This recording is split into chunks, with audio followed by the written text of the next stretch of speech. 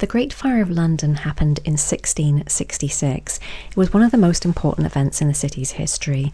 The fire lasted 4 days and destroyed thousands of buildings.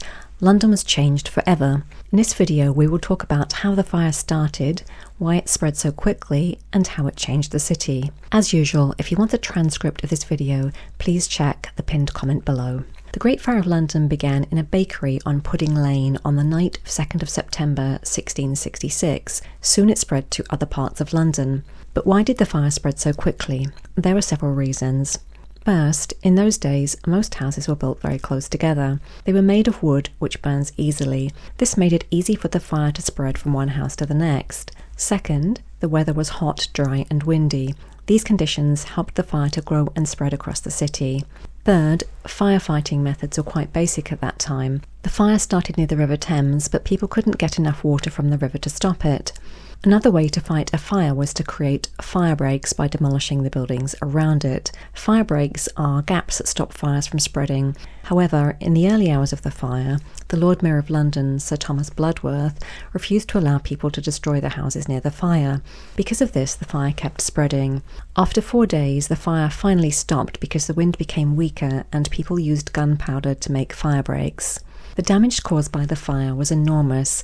Around 13,200 houses and 87 churches burned down. Many famous buildings, like St. Paul's Cathedral, were destroyed.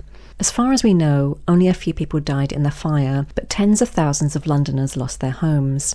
After the fire, London had to be rebuilt. Several big plans for rebuilding the city were suggested. Some of these would have replaced London's narrow, irregular streets with wide, regular boulevards. However, these plans were too difficult to carry out. Instead, London was rebuilt almost the same as before, with some streets made wider. New buildings were made with brick and stone instead of wood, so they would not burn so easily.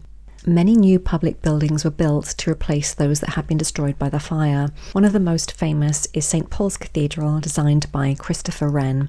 The Great Fire of London didn't just change the city's buildings, it also led to significant social changes. Let's talk about 2 of these changes. First, the fire changed where people lived.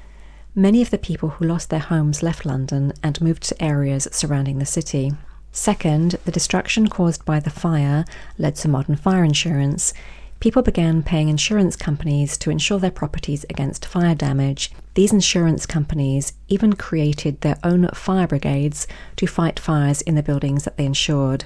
In 1833, these independent fire brigades joined together to create a unified force called the London Fire Engine Establishment. This force was the predecessor of today's London Fire Brigade. And there you have it, a brief history of the Great Fire of London and how it changed the city. If you liked this video, please like and subscribe.